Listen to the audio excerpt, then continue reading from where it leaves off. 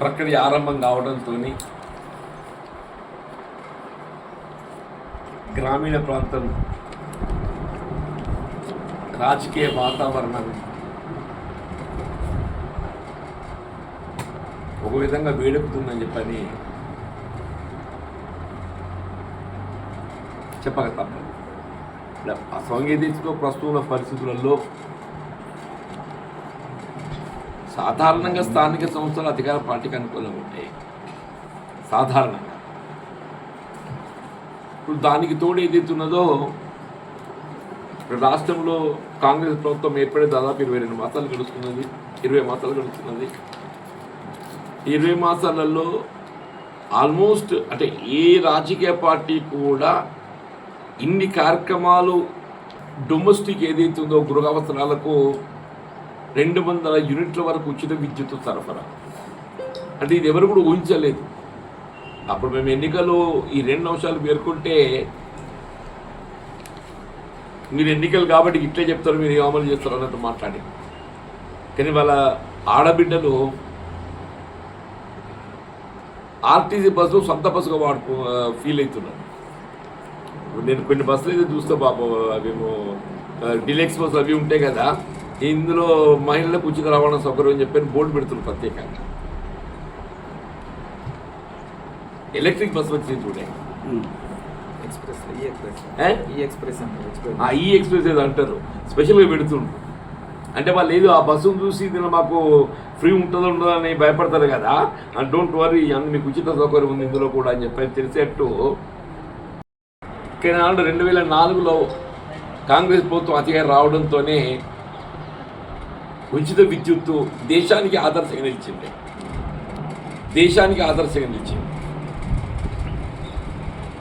అంటే వీళ్ళ 200 యూనిట్ల వరకు ఉచిత విద్యుత్ సరఫరా కూడా. ఇప్పుడు జాతీయ స్థాయిలో వ్యవసాయ ఉత్పత్తులు మద్దతు ధర కల్పన అనేది రాష్ట్ర ప్రభుత్వాలు ప్రధాన బాధ్యతగా భావిస్తాయి. వ్యవసాయ ఉత్పత్తులకు కనీస మద్దతు ధర కల్పన. తెలంగాణ రాష్ట్రంలో కనీస మద్దతు ధర కల్పన అమలుతో పాటుగా సన్న రకాలకు అదనంగా 500 రూపాయలు ఇస్తుంది. This is nowhere in the nation. దేశంలో ఎక్కడ కూడా మద్దతు ధరకు అదనంగా క్వింటల్కి 500 రూపాయలు ఇస్తున్న ఉదంతం ఎక్కడ లేదు. Telangana is only the state. సన్న రకాలకు 500 రూపాయలు అదనంగా ఇవ్వండి. వీళ్ళ చౌహాన్ సివిల్ సప్లైస్ కమిషనర్ అంటే ప్రత్యేక స్టేట్మెంట్ ఇచ్చింది. మేము రేపు ఖరీఫ్ ప్రొక్యూర్మెంట్లో ఏదైతే ఉన్నదో స్పెషల్ సెంటర్స్ పెడతాం. ఎగ్జాక్ట్లీ, సన్న రకాల స్పెషల్ సెంటర్స్ పెడతాం. 500 రూపాయలు బోనస్ అదనంగా ప్రొక్యూర్మెంట్ ప్రోత్సాహం ఇస్తాం. మన తేమ శాతం ఏదైతుందో శ్రీధర్ రెడ్డి తేమ శాతం ఏదైతుందో 2% తగ్గింపు చేయబడే విధంగా వాక్యూమ్ క్లీనర్స్ ఏర్పాటు చేస్తున్నామని చెప్పారండి. అసలు తెలంగాణ రాష్ట్రం ఏర్పడ్డ తదుపరి అసలు ఎట్లుంటాయి అనేటట్టు ఉండని. మీకు కళ్యాణ లక్ష్మి షాదీ ముబారక్ ఎప్పుడైతే అమలు చేయబడుతుందో అంటే వాళ్ళ నిరుపేదతన బిలో పావర్టీ లైన్కు అర్హత, దానికి అనుగుణంగానే వాళ్ళకు కళ్యాణ లక్ష్మి కానీ షాదీ ముబారక్ కానీ కల్పింపజేయడం జరుగుతుంది. కానీ వాళ్ళ రేషన్ కార్డు మాత్రం ఇవ్వడం జరగలేదు.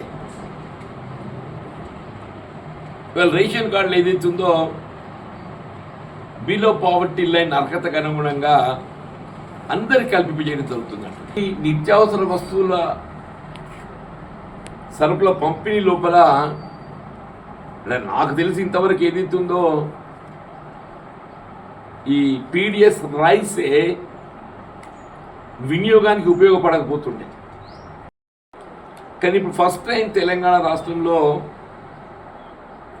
పీడిఎస్ రైస్ ఏదైతే సన్న రకాలు ఇస్తున్నారు. రైతులు కూడా వాళ్ళు పండించే ధాన్యాన్ని అమ్ముకొని పీడిఎస్ తినడానికి కూడా అప్పుడు ఎన్నికలప్పుడు ఏదైతే ఉన్నదో ఆధారాబాధారగా మంజూరు పత్రాలు ఇచ్చిండ్రే. 3 లక్షల అంచనా వ్యయంతో 3 లక్షల అంచనా వ్యయంతో ఏదైతున్నదో ఆదరాబాదరా మంజూరు పత్రాలు ఇచ్చి తప్ప ఎక్కడో ఇల్లు కట్టే దాఖలా లేదు. ప్రతి నియోజకవర్గాన్ని 3500 ఇండ్లు ఏదైతున్నదో రాష్ట్రంలో 4 లక్షల ఇండ్లు 5 లక్షల అంచనాతోని సరే ప్రభుత్వం అమలు చేసే కార్యక్రమాలకు తోడు ప్రకృతి కూడా సహకరిస్తున్నది. మనకు ఒక విధంగా జూలైలో ఆగస్టు వరకు కూడా అసలు ఎస్ఆర్పి మనకు ఏ మేరకు నీరు చేరుకుంటుంది, అసలు రబీ పరిస్థితి ఏంటి, ఖరీఫ్ అయితే పండుగ రబీ ఎట్లుంటుందని చెప్పి కొంత మనకు అందరికీ ఆందోళన ఉంది. అసలు ఎస్ఆర్ఎస్పి లాస్ట్ 1 మంత్కి వెళ్ళి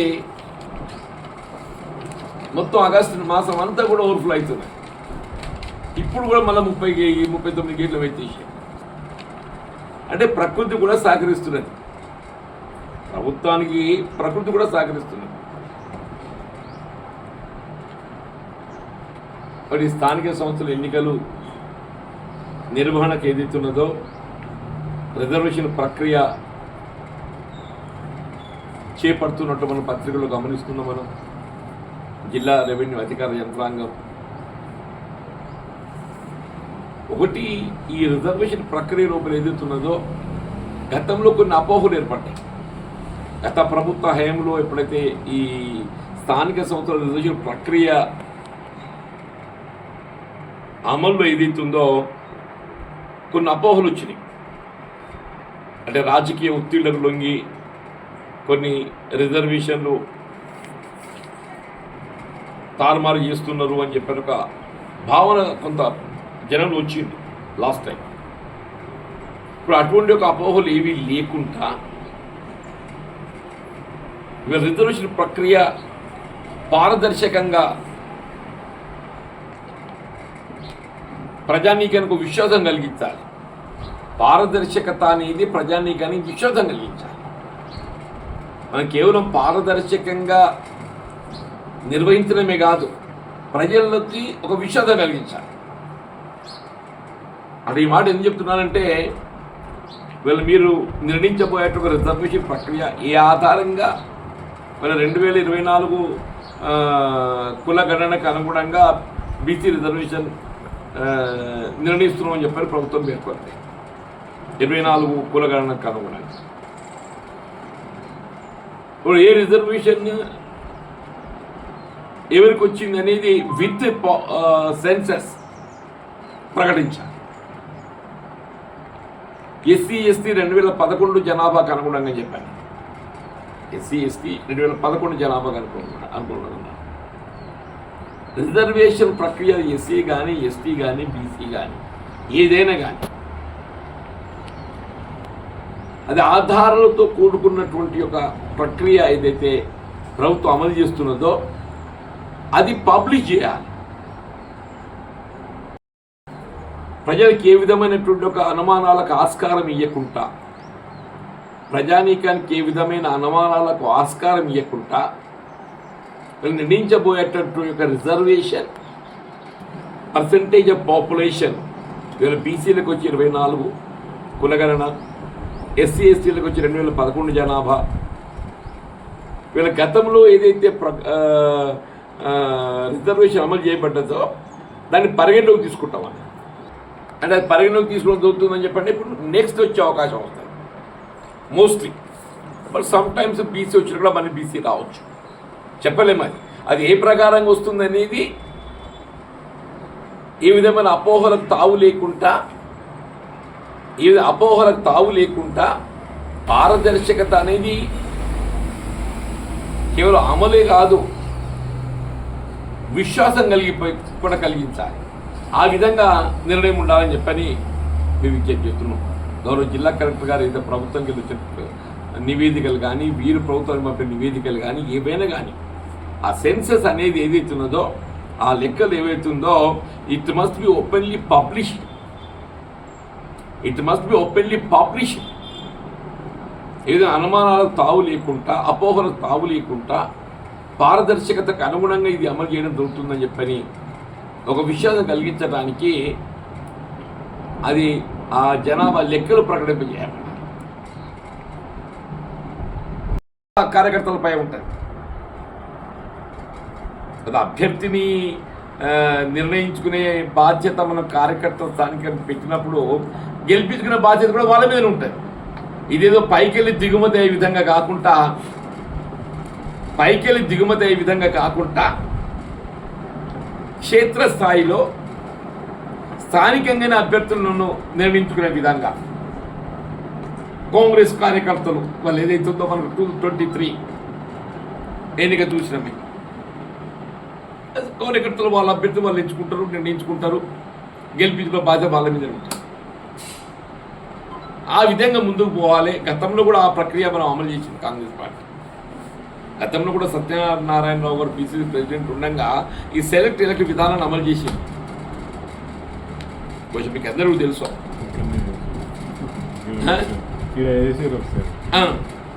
అది కూడా ఏదైతుందో రేపు ఈ సెలెక్ట్ ఎలక్ట్ విధానంతో ఎంపీటీసీ యూనిట్, జడ్పీటీసీ యూనిట్ వాళ్ళే అభ్యర్థిని ఎంచుకునే విధంగా అప్పుడు ఏదైతుందో గెలిపించుకునే బాధ్యత కూడా వాళ్ళ మీదనే ఉంటుంది. స్థానిక సంస్థలు గ్రామ పంచాయతీ కానీ లేక ఎంపీపీ జడ్పీటీసీ కానీ. కాబట్టి కాంగ్రెస్ పార్టీ ఏదైతుందో గతంలో మనం సత్యనారాయణరావు గారు పీసీ ప్రెసిడెంట్ ఏ విధంగా సెలెక్ట్ విధానాన్ని మనం అమలు చేసుకోవడం సత్ఫలితాలు పొందడం జరిగిందో రేపు కూడా భవిష్యత్తులో ఆ విధంగా పోతే బాగుంటుందని ఒక అభిప్రాయం వ్యక్తం చేస్తున్నాం. సరే, రాష్ట్ర స్థాయిలో సానుకూల పవనాలను ఇప్పుడు నేను చెప్పినట్టు ఏదైతుందో సంక్షేమ కార్యక్రమాలు అమలే కానీ అంటే ఎన్నికలు చేసిన వాగ్దానాలనే కాకుండా ఎన్నికలు చేసిన వాగ్దానాలకు అదనంగా కూడా అమలు చేస్తున్నాం. న్యాయం, సామాజిక న్యాయం అనేది ప్రధానం. ఆ సామాజిక న్యాయం కల్పనకు అనుగుణంగా ఏ రాజ్యాంగం ఏదైతుందో ఎస్సీ ఎస్టీలకు మరి జనాభా ప్రాతిపదిక రిజర్వేషన్ సౌకర్యం హక్కు కల్పించిందో ఇలా బలహీన వర్గాలకు కూడా ఏదైతుందో జనాభాను పరిగణలోకి తీసుకుంటూ వారికి కూడా ప్రాధాన్యత ఇవ్వాలని చెప్పని పేర్కొన్నారు. దానికి అనుగుణంగానే వాళ్ళ రాహుల్ గాంధీ గారు జాతీయ స్థాయిలో ఈ 42% రిజర్వేషన్ అంశాన్ని అమలు చేసి తలపెట్టడం, దానికి తెలంగాణ రాష్ట్రం ఆదర్శంగా నిలబోతుండటం అభినందించదగ్గ విషయంగా పేర్కొంటున్నాను.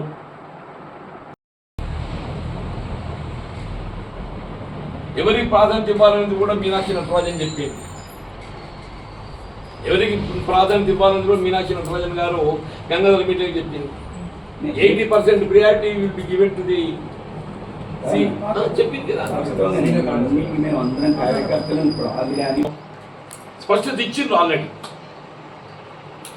మీనాక్షి నటరాజన్ గారు ఆల్రెడీ స్పష్టత ఇచ్చిండ్రు. 80% of priority shall be given. మొదటికెళ్ళి పార్టీకి ఎవరైతే అండగా నిలబడ్డారో వాళ్ళకే ప్రాధాన్యత.